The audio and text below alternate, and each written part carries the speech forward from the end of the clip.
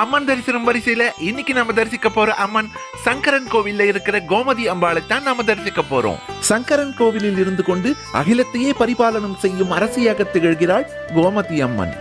இத்திருத்தலத்தில் சங்கரராக சிவனாரும் நாராயணராக மகாவிஷ்ணுவும் சங்கர நாராயணராக அருள்பாலிக்கும் ஒப்பற்ற திருத்தலமாக இது அமைந்துள்ளது. இத்திருத்தலத்தில் கோமதி அம்பாள் ஊசி முனையில் ஒற்றைக்காலில் சிவனாரை நோக்கி கடும் தவம் புரிந்ததால் இத்திருத்தலத்தில் ஆடித்தபசு மிகவும் விசேஷமாக கொண்டாடப்படுகிறது.